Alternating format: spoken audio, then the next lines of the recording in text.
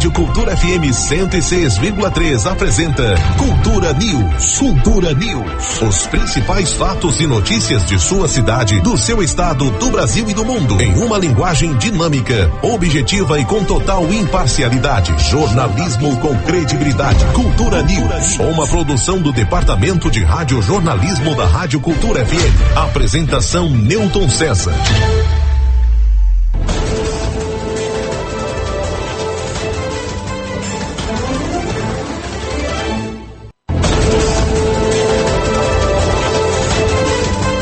Muito bem, meus amigos, 11 horas e 11 minutos, vamos iniciar aqui a nossa conversa, a nossa entrevista com a nossa convidada de hoje aqui do nosso programa, a Ilberlene Barbosa, secretária adjunta e presidente da comissão, né? O coordenador, a presidente, o importante é que está comandando, né? Comissão Permanente de Gestão do Plano de Carreira, Cargo e Remuneração do Magistério Público aqui da cidade de Paço do Lumiar, e a gente vai esclarecer algumas informações importantes de uma categoria que está aí na luta diária, seja a nível de estado, a nível de município.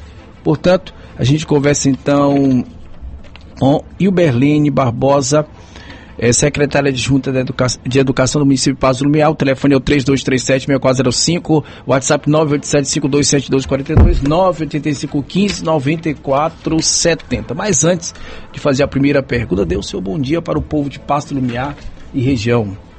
Bom dia a todos e a todas que nos escutam aqui através da Rádio Cultura, especialmente aos servidores, profissionais da educação de Paço do Lumiar e toda a comunidade educativa que faz parte da nossa rede municipal de ensino. Muito bem, primeiro vamos falar desse nome grande, muito grande, viu? Que quando chega no final eu já esqueceu, mas explique para a população de Paço do Lumiar, os nossos internautas e ouvintes, o que é o plano de cargos e carreiras do magistério e dos servidores da educação. É grande. Pronto, nós temos, na verdade, dois planos, né? Sim. Atualmente, nós temos a Lei 424 de 2009, que contempla os profissionais do magistério, mais especificamente, professores e especialistas em educação básica. Certo. E a comissão construiu, além da reformulação dessa lei, desse plano, a gente também construiu um novo plano para contemplar os demais trabalhadores da educação, porque até então eles não têm motivação, porque não há uma carreira que estimule a formação continuada, que estimule a prática mais qualificada de todos os profissionais. É um grande sonho também das pessoas, ficar no mesmo lugar não vale a pena. É uma luta da né? categoria, e que a gente, na gestão da prefeita Paula Azevedo, está encontrando a oportunidade para construir essa pauta, que é uma pauta desejada por todos os trabalhadores da educação de Paço do Lumiar. Muito bem. Ultimamente está tendo muita polêmica, né? A gente vive aí pelo grupo de WhatsApp, blogs, né? Com relação sobre a questão de coordenadores, né? Os coordenadores. Eu queria que você explicasse por que essa polêmica, o que está acontecendo, porque eu acho que é sempre bom esclarecer para a população, né? Porque às vezes você não sabe nem o que está acontecendo, né? Exatamente. Então, primeiramente eu gostaria de esclarecer que eu sou coordenadora pedagógica. Na verdade, sou oriunda do concurso de 2010. Sim. Na função de especialista em educação básica, assim como os colegas coordenadores que estão aqui hoje reivindicando a manutenção de uma gratificação que já é contemplada na 424/2009. Sim. Esse ponto divergente, eu queria dizer assim, que a gente, quando começou a reformular o plano, a gente chamou um grupo, né, 2 representantes de cada cargo para participar junto com a comissão das discussões, para ver a pauta de reivindicação, porque ninguém melhor do que quem está na sala de aula, quem está na escola no dia a dia, saber o que é melhor para a sua carreira, para o seu cargo dentro do município. E desde o primeiro encontro a gente teve esse ponto divergente, né? Compreende-se que quando foi instituído o plano em 2009, nós não tínhamos o profissional especialista em educação básica, que é o coordenador pedagógico na rede. Essa função ela era exercida até o momento por professores que saíam da docência, da sala de aula, e recebiam uma gratificação para assumir a coordenação pedagógica. Então ela era vista como uma função de coordenação pedagógica. Sim. Né? Com o concurso de 2010, da onde eu sou oriunda, inclusive, nós chegamos aqui no dia 1º de abril, né, até de se brincar, 1º de abril de 2011. Dia da mentira, né? É verdade. Mas já fomos os primeiros especialistas, né? E, de fato, nas nossas atribuições do nosso cargo, contempla a coordenação pedagógica. Então, é uma atribuição específica do cargo de especialista em educação básica. Então, por isso, há um entendimento de que não haveria justificativa da manutenção dessa gratificação, porque o profissional que hoje atua na coordenação, desde 2011 para cá, é apenas o especialista que já é concursado para exercer a função de coordenação pedagógica. Mas ele dá aula também? Não. Não, ele no caso... Ele é um suporte ao professor. O nosso papel enquanto coordenador... É um braço, né? É um braço, é aquele que forma os professores, é aquele que acompanha o processo de aprendizagem das crianças, dos alunos, dos estudantes, e que organiza, junto com os professores, os planejamentos. Da dinâmica. Está ali no suporte ao trabalho docente, né? Então, o que aconteceu? No final do ano, depois de todas as discussões com a categoria, né, a gente até então resolveu retirar essa gratificação por não haver o entendimento da legalidade dela. Desse profissional. Desse profissional especificamente. Antes tinha, né? Porque o professor saía... Na lei atual, ele contempla a gratificação. Sim. Só que com a entrada dos novos concursados para o cargo que já tem essa atribuição específica, né, desde o ingresso, a gente achou que fosse melhor retirar pela incoerência em estar pagando alguém para fazer algo que ele já foi concursado pagando fazer, extra, né? Só que assim, em dezembro, inclusive na nossa comissão, é importante dizer que nós temos na comissão representantes do Simproecema, Sindicato dos Profissionais, dos Trabalhadores da Educação, nós temos representantes do Previpasso, que é a Previdência Própria do município, nós temos da CEMAF, que é a Administração e Finanças, e nós temos da CEMED. Então, são 4 instituições, 4 órgãos que participam diretamente dessa comissão. E aí, em dezembro, a presidente do Simproecema, que faz parte da comissão, solicitou uma reunião com a comissão e trouxe o ponto de que nós estávamos, enquanto comissão, já determinando a retirada de uma gratificação sem ouvir a legalidade da sua permanência ou não no plano. E, de fato, a comissão entendeu e achou melhor repassar para a PGM, porque o órgão seguinte à minuta concluída seria a PGM para uma análise jurídica. Então, a gente encaminhou o plano final, a minuta final do plano, mantendo, na verdade, a gratificação e pedindo que a PGM se debruçasse sobre a legalidade dessa gratificação ou não. Então, nós estamos, nesse momento, aguardando um parecer da PGM para falar da legalidade e também um parecer contábil para ver o impacto financeiro, para que a contabilidade diga se há execuibilidade, se há viabilidade de implantar esse plano tal qual ele foi apresentado. Sim. E também um estudo atuarial junto à Previdência, porque ele dará um impacto diretamente na Previdência, agora e a longo prazo, né? Então, a comissão aguarda esse parecer conclusivo com essas 3 análises para que dê encaminhamento tanto à minuta do magistério quanto à minuta dos demais profissionais da educação. O sindicato entende que tem que manter e vocês entendem... A pergunta que eu faço é a seguinte: pode ocorrer em improbidade administrativa, por exemplo, um valor indevido, ou não há esse entendimento de valor indevido? É só apenas uma questão aí de adequação, né? É tipo assim, pagar algo que não há necessário porque... No concurso já ficou claro que é uma atribuição. Então você está pagando algo que na teoria ele já teria que cumprir isso. Exatamente, é isso. Aí eu pergunto, por que há essa insistência então, se não há uma ilegalidade? Porque o coordenador, ele acredita que já está num plano e a gente não pode reformular um plano retirando aquilo que já está garantido. Retirando direitos. Exatamente, né? É essa a compreensão dos coordenadores. Sim, exatamente. Entendi. E a gente aguarda um parecer da legalidade, sim. tanto da manutenção ou não.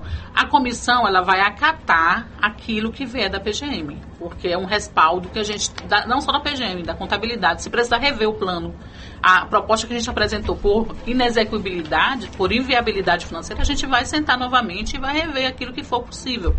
Porque um plano, ele é um resumo de angústias, de anseios, de desejos da categoria, né? Então, às vezes a gente devaneia mesmo, né? Que é o melhor Mas quem vai ver a viabilidade são os órgãos competentes do município que vão dizer se é possível ou não. Então, qual é o entendimento hoje, então, dessa coordenação com relação a essa situação? Qual é o entendimento que vocês têm com relação à gratificação desses coordenadores? Então, é o que eu coloquei desde na fala passada. A gente vai respeitar o que a PGM disser. Tá bom? O 3 aí, para mim fazer uma pergunta aqui para a secretária. Por favor. Secretária, diante desses entendimentos, tem a Procuradoria, mas o município também entrou em contato com a Promotoria da Educação daqui da comarca de Passo Lumiar para saber se existe alguma ilegalidade no caso da extinção dessa gratificação, tendo em vista que tem uma classe concursada já habilitada para desenvolver a função. Pois é, nós não entramos. O trabalho da comissão foi construir a minuta, encaminhar, porque ela está no âmbito do município, né? Saiu da comissão, foi para a secretária de Educação, nossa titular, a professora Monique, e para o gabinete da prefeita, que nós entregamos, e para a PGM. Né? Então, assim, vai ser o respaldo que a PGM vai dizer, que a gente vai ver os próximos encaminhamentos. Agora, secretária, apenas a gente aqui, quando vem fazer pergunta, é uma pergunta que todo mundo quer saber. Então, não seria viável a própria Procuradoria, já adiante, depois da minuta nas suas mãos para fazer avaliação, também pedir a participação do MP para evitar que depois de tudo concluído, o MP entre em qualquer tipo de ação de embargatória dessa lei? Aí vai ao entendimento da Procuradoria, né? Se achar necessário que haja essa consulta ao Ministério Público, é livre da Procuradoria tomar essa iniciativa. A gente quer um respaldo, né? A gente quer saber se é legal ou não, e o que a Procuradoria encaminhar, consultando o MP ou por conta própria, né, na sua análise com seu corpo técnico jurídico que lá está, que compõe, a gente vai acatar aquilo que vier. Tá certo. Agora, no finalzinho da entrevista, eu queria que o senhor falasse um pouco sobre aquele assunto das escolas comunitárias que não tiveram autorização do financiamento do recurso público federal em virtude da necessidade de cumprimento de algumas coisas exigidas pelo Ministério da Educação. Tudo bem.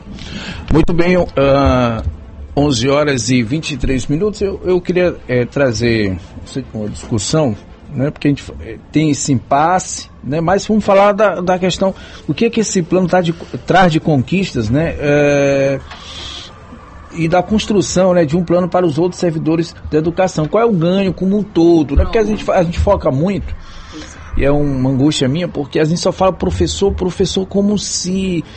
com todo respeito aos professores, mas a escola, ela tem outros personagens que tocam o cotidiano da escola. Tão fundamentais quanto. Exatamente, eu acho que é justo, né, esse plano conter todo mundo, inclusive porque fala muito Fundeb, não sei o que, não sei quantos por cento pro professor, porque o professor, com todo respeito aos professores, eu adoro os professores, tem até aquela música da Beth, da Leci, que professores, doutores, então, mas também tem os outros que estão lá construindo, né, o dia a dia da escola. Então, é exatamente por esse entendimento que a gestão tem todo o interesse em construir o plano para esses demais profissionais. É importante, Newton, a gente frisar nas coisas boas, porque assim, há um impasse específico e isso tem tomado uma proporção que abafa todas as outras conquistas que são positivas. Não, exatamente, é por isso que eu tô, porque o pessoal fala sobre essa, pelo que eu observei aqui, é apenas uma divergência de entendimento, como existe no judiciário, às vezes um juiz pensa de um jeito, outro pensa do outro. Sim. É uma questão pontual, né? E se esquece também, né, dentro desse plano, coisas mais impactantes. Exatamente. É isso que eu queria que a gente falasse aqui. Então, qual vai ser o impacto, né, para esses servidores dentro da educação? Do plano dos demais servidores, demais trabalhadores, porque são 2 planos. São 2 planos, sim. Primeiro, a existência de um plano já é por si só uma grande conquista, avanço, né? Um grande avanço, porque eles têm profissionais aí com mais de 20 anos no município que nunca teve uma progressão, que não tem carreira. Sim. Continua com aquele salário, no mesmo lugar, sem crescimento, sem promissão alguma, né? E até desestimula, né? Desestimula. Ao ponto que a gente perde muitos profissionais, né?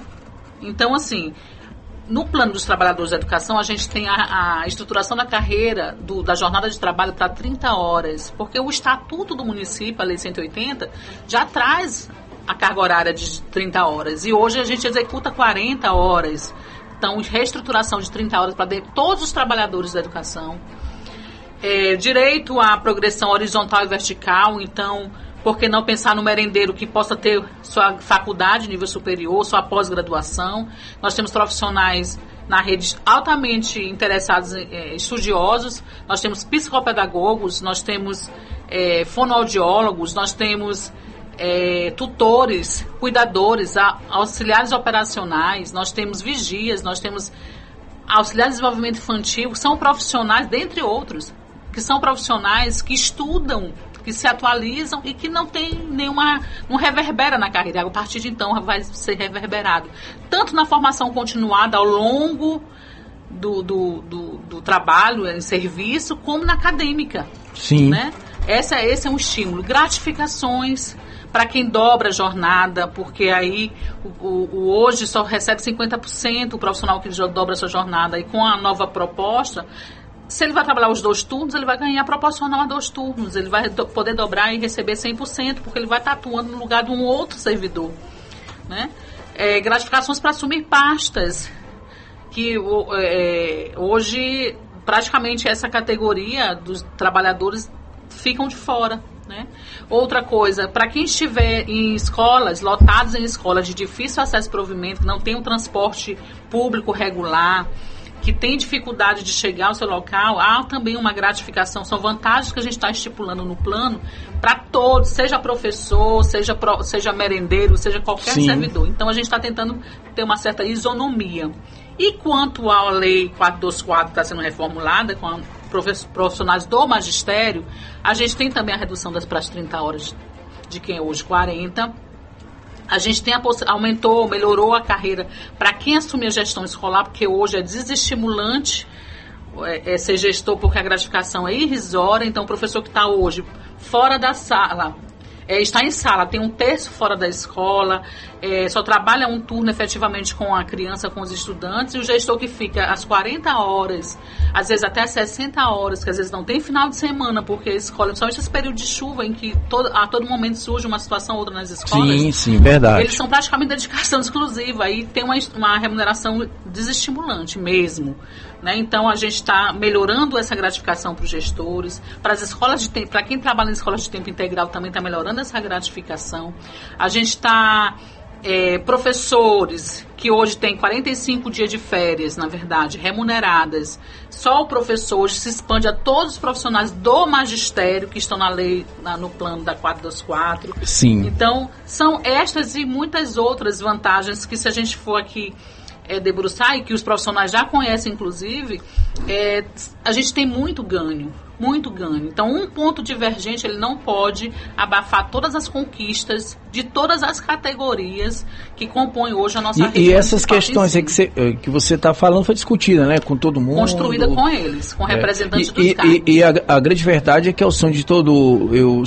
Sempre a gente, quando fala de categorias públicas, né, você discute esse patamar de plano de cargos. Todo é uma linguagem única no serviço público, municipal, estadual, federal, essa história de progressões, etc. Isso. E tal. E tem categorias, por exemplo, o pessoal de endemias que não tem, endemias e agentes comunitários. Você vai, né, que é uma luta, realmente, quando você fala, é muito grande, né, secretária? Fruto de muita luta. Não é fácil, né, também, porque chega o pessoal do financeiro, chega o pessoal, rapaz, não sei o que, não pode, não sei o que, aí chega, não, porque é inconstitucional. Esse é o momento mais propício, porque a gente tem à frente da prefeitura uma gestão que Sim, valoriza verdade. e que respeita. Isso é verdade. Né, os profissionais do município. Sim. A gente tem uma diferença com o magistério, porque o magistério existe uma lei federal que tem um piso nacional. Que foi concedido, né? E também a luta foi concedido, já foi aprovado, sim, já foi Câmara, inclusive homologado pela prefeita, provavelmente este mês já deverá entrar no nosso salário. Até porque era uma briga só aí, a nível de estado, em outros municípios que não querem dar, né? Exatamente. Alegando que não tem financiamento. Inclusive, para a gente conseguir, a gente atender o nosso plano em relação à contabilidade, a gente também pensa nisso, porque assim, a gente não quer um plano inexequível, capaz de mais tarde não poder dar um reajuste do piso nacional. Ainda tem esse detalhe, né? Então a gente tem que ter muito pé no chão para saber quais conquistas são assim inegociáveis para a categoria, mas também respeitar aquilo que é viável, sim, que for apresentado pela administração pública.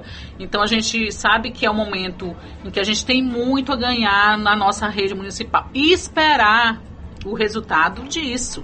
Porque, assim, profissionais qualificados, profissionais valorizados, respeitados, estarão satisfeitos. E, consequentemente, os resultados educacionais têm que ser reverberados. Secretária, eu preciso ir para o intervalo, mas a gente continua já o bloco final aqui de mais 18 minutos.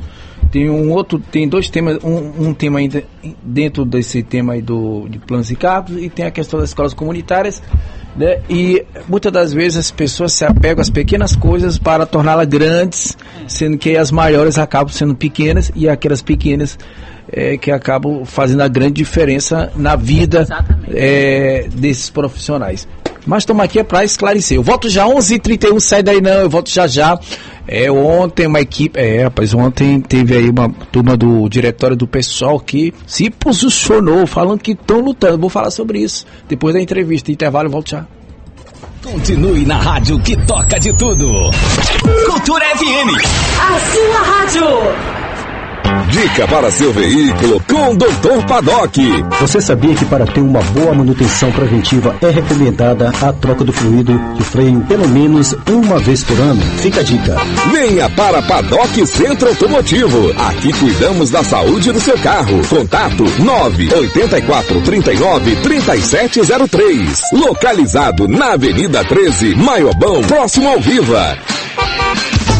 Quem tem um objetivo na vida busca o melhor pra crescer. Ensino de qualidade, confiança agora pertinho de você. Vem com a gente construir um caminho de conquistas. O seu futuro é você quem faz e juntos somos mais. Colégio Objetivo, o primeiro lugar é seu. Colégio Objetivo, preparando pro Enem vestibular. Matrículas abertas, Angelim Passo do Lumiar. Colégio Objetivo. Curta a programação da Cultura FM 106,3 onde você estiver. Baixe agora o aplicativo disponível para Android. É de graça. Cultura FM 106,3. Sua cara. Na hora de abastecer o seu veículo, vá direto ao Posto Maranello. No Posto Maranello, você encontra a melhor equipe de frentistas que executa um trabalho rápido e eficiente. Melhor preço, sempre com produtos de primeira linha para melhor desempenho do seu veículo. Isso porque o Posto Maranello segue as normas da ANP. No Posto Maranello, você conta com a conveniência Paddock, com ambiente climatizado, lanches, bebidas em geral, gelo em cubo e muito mais para você. Posto Maranello e conveniência Paddock. Avenida 13, Maiobão, na esquina da BRK. Agora na Cultura FM, informativo da comunidade. A vacinação contra a Covid-19 em Passo do Lumiar continua. Crianças de 5 a 11 anos de idade podem tomar a primeira e a segunda dose no Centro de Ensino Erasmo Dias e no Centro de Especialidades Médicas da sede, das 8h30 da manhã às 3 da tarde. Adolescentes de 12 a 17 anos podem ir em qualquer unidade básica de saúde, das 8h30 às 4h30 da tarde. Nas UBSs Vila São José, Safira, Iguaíba, Pirâmide e Pindoba, o atendimento acontece das 8 horas ao meio-dia. Os adultos podem tomar a primeira, segunda e terceira dose em qualquer UBS das 8h30 às 4h30. Pessoas com 60 anos ou mais e profissionais da saúde podem se vacinar em qualquer UBS da segunda à sexta-feira. Secretaria Municipal de Saúde, SEMUS. Prefeitura de Passo do Lumiar. Avançando como nunca.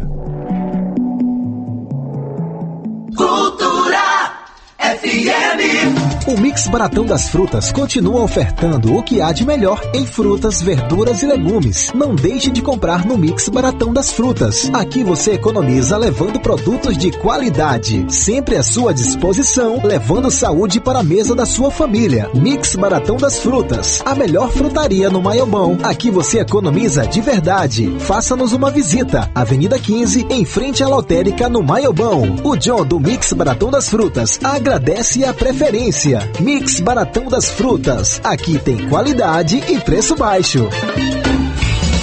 Cultura FM 106,3. Essa é a sua rádio. A sua cara. Você está ligado no Cultura News. Cultura News. Na Cultura FM 106,3.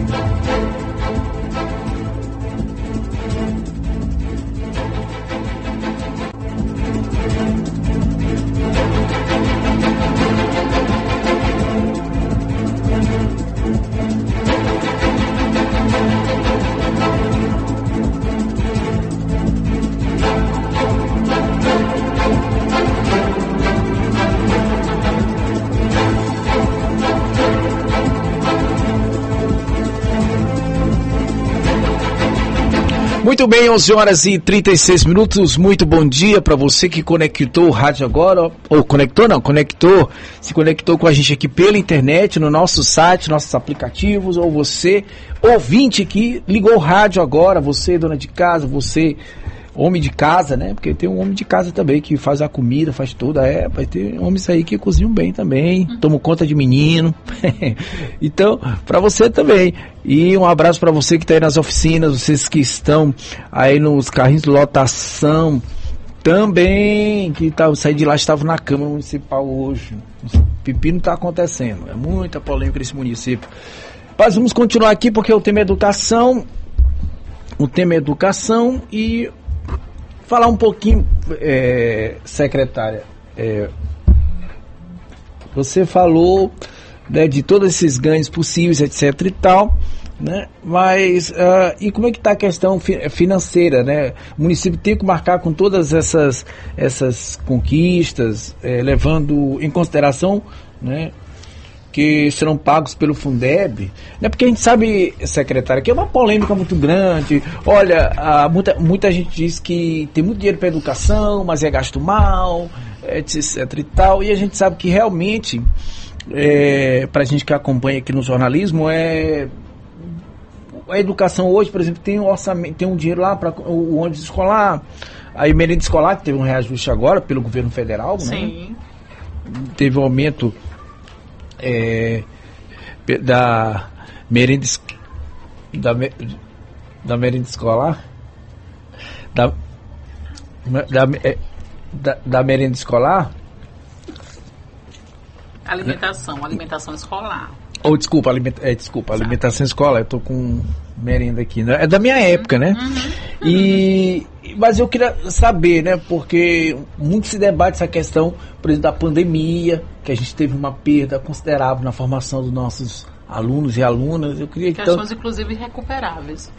Oi? Questões inclusive recuperáveis na aprendizagem e desenvolvimento dos meninos. Sim, porque e aí que ficou claro, né, o papel do Fundeb, o papel da educação pública, porque a nossa desigualdade social no Brasil, né, só é possível de igualar em determinado momento da história se tiver a participação de entes federados, municípios e estados concentrados nisso. Aí por isso que eu lhe pergunto, é todo um arcabouço, né, que virou moda falar de arcabouço fiscal, então é todo um arcabouço, né, para poder chegar a esse entendimento aqui, né? Sim. Todo mundo tem que ganhar.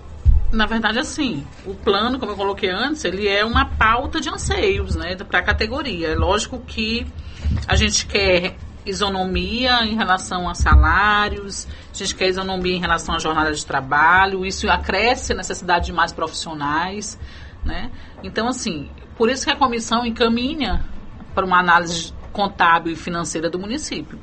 Eu sei que com a reformulação do Fundeb, o novo Fundeb em 2021 e com a entrada aí no final de 2022, aliás, o novo Fundeb 2020 e na entrada de final de 2021, em dezembro, houve uma reformulação que trouxe todos os servidores da educação para dentro de 70% do Fundeb.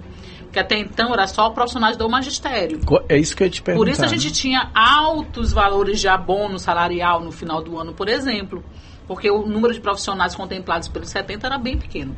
E aí, com a reformulação em 2021, todo mundo hoje, com exceção de que a lei faz, no meu ponto de vista, de forma errada, essa exceção de que assistente social e pedagogo e psicólogo fiquem fora dos 70. Mas eu te pergunto, desculpa fazer papel dos jornalistas questionar, mas por que tiver esse entendimento, na tua opinião? Na verdade... Foi um equívoco? Equívoco muito grande. Isso é importante também, né? Porque são inclusive na nossa minuta dos trabalhadores da educação, eles estão contemplados, porque eles trabalham na rede municipal. Sim. Eles trabalham no sistema municipal com um trabalho extremamente rebelante. Né? Não é.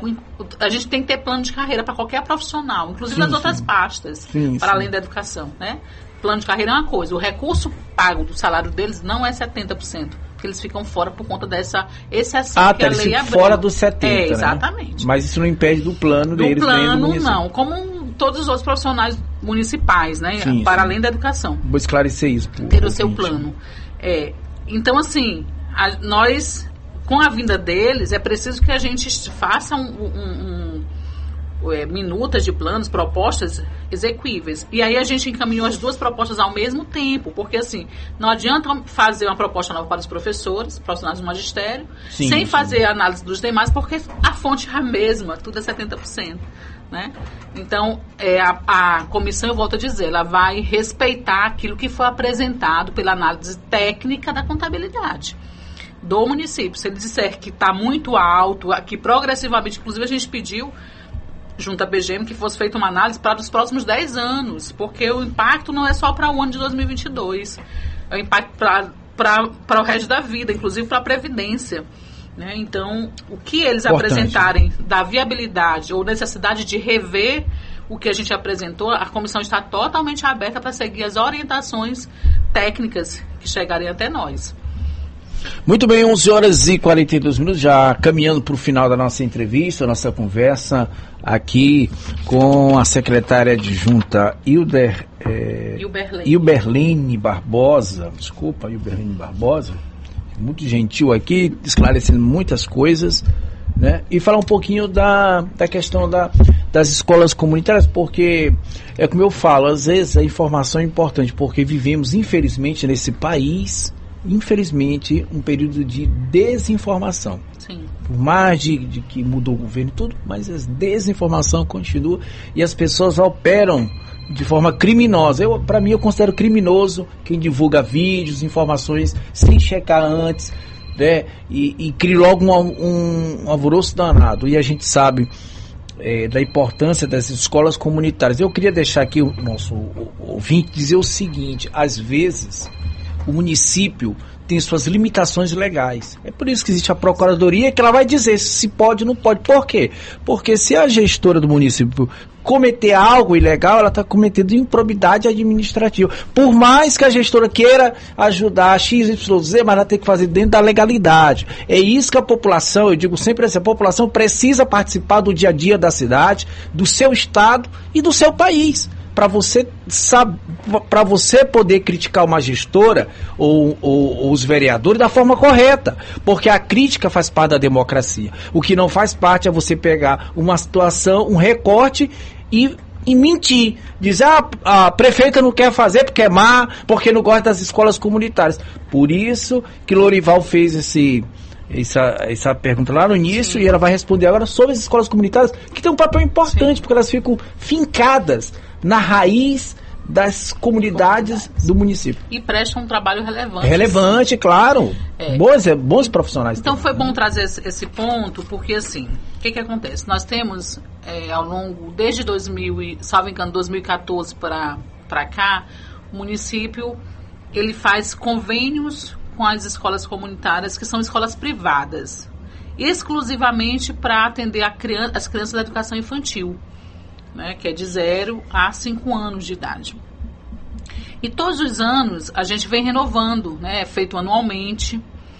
Esses recursos nós recebemos do FNDE, que são recursos federais, são recursos do Fundeb, e transferimos para as entidades, que são as mantenedoras dessas escolas comunitárias. Elas prestam conta, né, até o ano passado era mensalmente, para receber a parcela do mês seguinte. Esse ano a gente está juntando aí em grupos de 3 em 3 meses, para diminuir, porque é um trabalho muito grande, né? O que aconteceu exclusivamente agora em 2022? Saibam que a gente recebe recurso no ano referente ao censo escolar do ano anterior. Então, em 2022, no censo escolar aberto no mês de maio, e concluído lá em outubro, né, foi feito todo o procedimento, todas as 25 escolas com quem a gente tinha convênio fizeram lá o seu censo escolar. O município, no final, atesta que há a parceria, né? Mas, entretanto, no final na virada do ano de 2022 para 2023, quando foi publicada a portaria do MEC, do FNDE, colocando todas as escolas constantes no censo, não entrou na lista 11 escolas dessas 25 que a gente tem convênio desde 2014 para cá. Então, apenas 14 escolas foram contempladas com o termo de convênio, conveniadas com o município, 11 não. E, imediatamente, quando a gente tomou conhecimento, no dia seguinte, inclusive no sábado, da portaria, nós já tomamos as medidas. O nosso coordenador do Centro Escolar foi até a SEDUC, porque a SEDUC ela é a interlocutora entre os municípios e o FNDE. E também nós encaminhamos um documento para a FNDE pedindo esclarecimentos. Então, posterior a isso, reunimos as 11 escolas, comunicamos o fato, fizemos uma visita, fomos uma viagem a Brasília, representantes das escolas com a CEMED, né, foram a Brasília procurar a FNDE, procurar a INEP, que é responsável pelo censo, e inclusive o MEC, né? Então, foi entendido que há um ponto lá específico, não marcado na hora do censo, que é feito pelas escolas, que é de não ter escolas sem fins lucrativos. Entretanto, esse ponto nunca foi marcado de 2014 para cá. Ele é feito desde o cadastro da escola, no FNDE, no INEP, para fazer o censo. Isso nunca foi marcado, ninguém retirou e ninguém deixou de marcá-lo. Entendeu? Então, assim, entramos já judicialmente, inclusive, para resolver a situação, mas o mais importante a dizer é que, independente disso, o município vai fazer o convênio com essas escolas, né? Se possível, com recursos próprios, se for o caso, a necessidade, para que a gente contemple essas crianças que dão aí em torno, eu acredito que mais de 2.000 crianças nessas escolas. Então, a gente não pode jamais deixar descobertas essas entidades, deixar essas crianças sem um atendimento. Então, está sendo feito o procedimento, gente, que não é um procedimento rápido, né, mas para também assinarmos termos de colaboração com as 11 e as 14 que estão aptas. As 14 serão pagas com recurso do FNDE, com recurso do Fundeb, dos 30% do Fundeb. Né? As 11, a gente está analisando a viabilidade de pagar também com eles ou, inclusive, com recurso próprio, se for necessário. O importante é que essas crianças não serão desassistidas por um problema. E aí, judicialmente, a gente vai aguardar qual vai ser o resultado da ação. Secretário, eu dei uma olhada aqui no WhatsApp, aqui tem muitas perguntas aqui, vamos nós. Estou perguntando aqui, o Haroldo, sobre a questão da evasão escolar. Se a senhora não quiser falar muito, né? Só Sim. Fazer dar um retorno para o nosso internauta, que ele fala sobre a questão da evasão escolar, que passa um pouquinho por aquela situação da pandemia e outras questões, além de questões estruturantes, às vezes família muito humilde, muitas dificuldades, sabe que geralmente essas famílias são numerosas. Então eu queria que a senhora falasse um pouquinho, porque eu tenho outras perguntas aqui. Em 2022, no ano de 2022, nós tivemos uma perda de alunos, né? Ainda fruto da pandemia. Apesar da gente ter uma equipe de busca ativa, né, na secretaria, que vai até a residência, quando a escola comunica que já tomou todas as medidas, já fez em contato com a família, não conseguiu trazer a criança de volta, essa equipe vai diretamente na residência dessa criança para tentar entender qual é o problema, qual é a justificativa e tentar resgatá-la para a escola. Muitas crianças, durante a pandemia, saíram do nosso município. Voltaram para o interior do Maranhão, né? Inclusive, a gente tem esses dados coletados pelo Buscativo. Mas em 2023, com todas as nossas escolas funcionando presencialmente, a gente conseguiu já ter uma evolução bem grande das nossas matrículas. Eu acredito que no censo agora de maio, quando a gente abrir o censo, a gente vai ter uma surpresa muito grande, porque estamos resgatando e hoje nós temos escolas que não tem mais vaga. Já há uma necessidade clara de construção de mais escolas no município, de fazer ampliação do nosso parque educativo, porque já tem escolas que não cabem mais, né? Secretária, vamos ter que reagendar, porque tem muita coisa para falar sobre educação, que é um tema que eu gosto muito. Tudo bem. Inclusive, a gente sabe que essa questão de diminuir a evasão escolar é humanizar as escolas, fazer com que os estudantes entendam que ali é um espaço, que eles passam boa parte das suas vidas como adolescentes, crianças, adolescentes e tal, e aquilo ali não pode ser apenas uma conta de somar ou diminuir ou aprender a falar o português. Sim. Mas tem outra pergunta diz o seguinte: bom dia, a internauta. Deixa eu aproximar aqui que a vista está. Por que a CEMED não muda a nomenclatura do cargo de especialista da educação básica, já que tem uma jurisprudência no município de São Luís? Basta apenas boa vontade do município, pois não vamos ter isonomia perante a outros profissionais, até porque a PGM entende que especialista é cargo técnico, científico, e também queremos falar com a prefeita e não conseguimos ter acesso a ela. Por favor, faça essa pergunta e tal. Tudo bem. Ela é coordenadora pedagógica da Rede de Passo. Está feita a pergunta. Inclusive, viu? Ontem essa pergunta veio na reunião que nós tivemos, a secretária Monique e eu recebemos ontem um grupo de coordenadores, né? Sim. Querendo se atualizar sobre as informações e trazendo alguns pontos. Esse é um. Eu quero colocar aqui, a comissão encaminhou na minuta final a proposta de alteração da nomenclatura. Sim. Que os coordenadores pediram, que era professor especialista em educação básica. Sim. Isso também está sob análise, né? Então, assim, vai ser o parecer final da PGM, e aí com todo o respaldo jurídico que eles vão colocar, que vai definir se altera a nomenclatura ou se não altera a nomenclatura, tá bom? Só quero dizer que a comissão fez o seu papel e a gente vai acatar aquilo que vier de orientação jurídica da nossa PGM. Vamos lá, tem outra pergunta. Sou professor efetivo de Passo do Miá, gostaria de aproveitar a presença da secretária adjunta de Educação, a professora Ilberlene, para ter informação sobre quando serão homologadas progressões deferidas, quando serão homologadas, é a pergunta. Perfeito. Dela, pergunta para a secretária Ilberlene, ela bate palma, porque, gente, queria pedir desculpas que eu fiquei conversando aqui, eu sou só no estúdio para atender o telefone, olhar as redes, e aí as pessoas mandaram várias perguntas aqui, e eu dei uma olhadinha rápida aqui, e aí eu... Tranquilo. Falei, olha, eu gostaria que você respondesse mais essa pergunta. Pronto, então, em relação porque o trabalho da comissão não é só a estruturação do plano. A gente também trabalha, como é uma comissão permanente, com as progressões verticais e horizontais dos profissionais do magistério. Então, nós temos dois diários, dois editais de deferimento. Um que saiu em novembro e o outro que saiu agora em fevereiro. Os dois precisam ser homologados. Perfeito. Como é o procedimento? Depois do deferimento, a gente...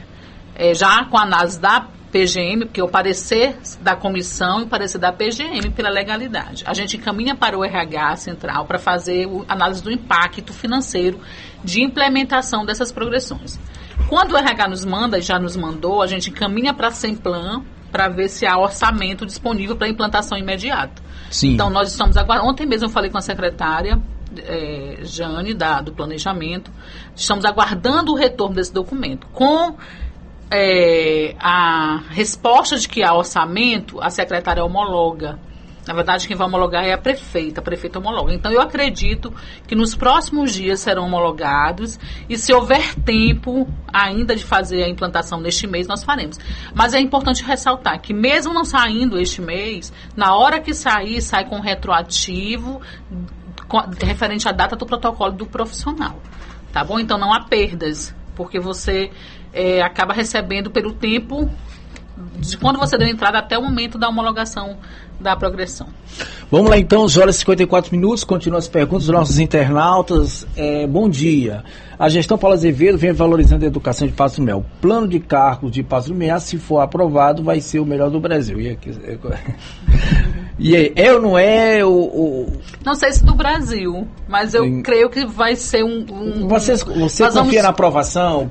Confiamos. Primeiro assim, porque assim, a PGM, ela participou ao longo do processo conosco dessa construção. Então, não há questões polêmicas, assim, tantas que podem viabilizar o plano. O grande vou dizer assim, respaldo que a gente está aguardando de fato é o contábil. Se houver recursos suficientes que não quebre a prefeitura, que é o mais importante, e que valorize a classe dos trabalhadores e profissionais do magistério, a gente vai estar assim aprovando. Eu acredito muito, sim. E a gente tem um município vizinho aqui, que é São José de Ribamar, que toma todos os nossos profissionais, porque tem um plano, porque tem um salário mais atrativo. E a gente não quer... Até as concorrências, né? Pois é, a gente não quer perder os nossos profissionais. Nós temos profissionais altamente habilitados, qualificados no município, que lógico que quando vê uma oportunidade para ganhar um pouco melhor, vai atrás dela. E a gente não quer perder não, tá bom? Então a gente acredita muito na aprovação sim, do nosso plano e com muitas garantias que vai tornar a nossa carreira muito mais promissora e atrativa aqui no nosso município. Tem mais uma pergunta, diz assim, cadê as progressões que nunca foram pagas? Eu gostaria dessa informação, professora Hilberline. As únicas que estão pendentes são essas duas que eu falei, da lista de novembro do ano passado e de fevereiro de agora, que foram deferidas. Eu creio que não demore muito, porque já está na última etapa, né, de receber o resultado da Semplan e fazer Mas eu coloquei isso para vocês. Vocês receberão com valor retroativo a data do protocolo administrativo. Não teremos perdas. Muito bem, 11 horas e 56 minutos. Eu estou fazendo suas perguntas aqui. Ô, Newton, só queria destacar assim. Quando nós assumimos em 2021 a comissão, quando a prefeita reorganizou a comissão, nossa primeira tarefa foi tentar colocar em dias as progressões atrasadas desse município. Então, nós tínhamos processo de 2015, que nunca foi implantado, e nós fizemos isso. Conseguimos, dentro do ano de 2021, fechar o ano com todas essas progressões que já haviam sido protocoladas junto à comissão e antigas que a gente encontrou, né? Pagando não só a implantação, mas pagando o retroativo de cada profissional. Então, a gente teve um impacto imenso. Nós temos profissionais que receberam mais de R$100 mil, para você ter uma ideia, só de retroativo. Então, assim, o nosso trabalho é permanente, gente. A gente não é exclusivo da comissão, a gente tem as nossas atribuições dos cargos que a gente assume, mas a gente tem feito e respeitado tudo que chega lá na nossa comissão para fazer no tempo mais rápido possível. Mas tem uma tramitação que a gente precisa aguardar, infelizmente, ou felizmente, é preciso que a gente tenha um pouquinho mais de paciência. Muito bem, então você acompanhando a nossa entrevista com a secretária de Educação, tá? Você pode acessar a nossa entrevista no 106.3 da nossa frequência. Estão perguntando aqui, mas estou praticamente chegando no final da entrevista, e também no aplicativo, né, pelo Radiosnet, também pelo nosso portal fmcultura106.com.br. Mas eu vou hoje pedir para que a produção disponibilize no site da emissora, para quem não teve a oportunidade de ouvir agora pela manhã, possa ouvir durante tarde e noite no nosso site a entrevista na íntegra com a secretária adjunta, e aí você possa ver o que ela foi questionada e o que foi que ela respondeu. Deixa eu ver mais aqui para não deixar ninguém, né, sem resposta. Vamos lá, tem mais uma aqui, deixa eu ver. Ah, tá. Bom dia. Isso, exatamente. www.cultura106 culturafm106.com.br. Bom dia, valeu. Bom dia para você também. Vamos fazer mais aqui. Deixa eu ver, o pessoal tá perguntando. Tô passando pente fino aqui, né, para depois não dizer que a gente passou batida aqui, não fez questionamento à secretária adjunta. Então é isso. E de qualquer forma, o que não foi respondido, a gente está na secretaria à disposição o dia inteiro para atender não só a categoria dos profissionais da educação, mas a comunidade iluminense como um todo, né? A gente atende diariamente pais, profissionais, servidores, comunidade em geral, então a gente se coloca à disposição. Então, tudo bem, a Drica, né? A Adriana fez o seu questionamento e foi respondida. É isso, aqui, verificamos aqui, viu o WhatsApp, tudo fechadinho, não, nenhuma perguntinha. Então, vamos assim, fechando os trabalhos aqui da nossa entrevista com a secretária adjunta. que gentilmente dialogou e conversou conosco aqui na programação, tirando bastante dúvidas. E, claro, vamos continuar convidando a secretária. Secretária, muito obrigado pela sua participação. 12:00 em ponto, passou rápido, mas nós aproveitamos bem, com muitos questionamentos, muitas perguntas, e lhe convido que a senhora venha aqui mais vezes para dar honra da conversa, para a gente conversar sobre educação, porque o que nós precisamos no Brasil, no Maranhão e em Passo do Lumiar é diálogo, é entendimento. O que é possível, o que não é possível, o que é fato, o que é fake, o que é notícia, o que não é notícia. Né? Perfeito. Então eu queria lhe agradecer, porque queria falar um pouco mais, ter a segurança nas escolas, tem a questão do bem-estar nas escolas, sim, a questão da psicologia, das crianças. Tem muita coisa, a gente sabe que não é fácil hoje educar, há muitas críticas, há muitos desvios de informações, críticas sobre o modelo escolar. Mas na prática a gente sabe que vocês estão lá, não é um trabalho fácil. E também não estamos aqui para passar o pano, estamos aqui para questionar, sim, mas também reconhecer o que é feito. Obrigado, então, pela sua participação, secretária adjunta. Eu que agradeço a oportunidade de estar esclarecendo os pontos aqui levantados. Nos colocamos, tanto eu quanto a professora Monique, que é nossa secretária. Monique, também um abraço para ela. Que é nossa secretária titular. Infelizmente, hoje ela está numa agenda com a prefeita externa, junto ao programa Educar pra Valer, que é uma parceria que nós temos com o município de Sobral. Mas a gente está à disposição. Pode dar só um pouquinho? Tá bom. Eu estou dizendo que a mulher tem informação. Então, EPV, Educar para Valer. E aqui no município, a gente, com a parceria desde 2019, nós intitulamos de Programa Libertar pelo Saber, que consiste na garantia da alfabetização na idade certa. Sim, que é um desafio. É um programa que atende do 1º ao 5º ano, com material estruturado. Nós estamos esse ano pela primeira vez conseguindo entregar um material estruturado para as nossas crianças. Sim. Para letramento e alfabetização mesmo, tanto do 1º ao 5º ano, faz avaliações de fluência de leitura mensalmente, para saber como os alunos estão se desenvolvendo na leitura, na fluência, se está no ritmo, se está adequado para ser considerado alfabetizado. Faz avaliações periódicas diagnóstica, que vai ser aplicada agora, no começo de abril. Sim. Faz no meio do ano e no final do ano, para ver se o aluno realmente consegue alcançar as metas estipuladas para cada aluno, para cada série, 1º ao 9º ano. Desculpa, 1º ao 5º ano. Então, essa parceria, ela é feita com a Associação Bem Comum, que é a entidade, mas o programa é o Educar para Valer. E hoje, sim, essa semana toda, inclusive, nossos professores do 1º ao 5º ano estão de formação a semana inteira. Semana passada foi para os coordenadores pedagógicos, sim, essa semana para professores de 1º ao 5º ano e semana que vem para gestores escolares, que o programa também faz a formação continuada desses agentes educativos que fazem a educação municipal de Passo do Lumiar. Me coloco à disposição, agradeço a oportunidade. Estamos também, porque às vezes a entrevista tem um tempo e não esclarece tudo, mas estamos na secretaria todos os dias. Eram 25 minutos, fizemos aqui uns 40, mas está valendo. Estamos à disposição de todos me conhecem, sim, na rede, estou lá todos os dias para atender a quem quiser.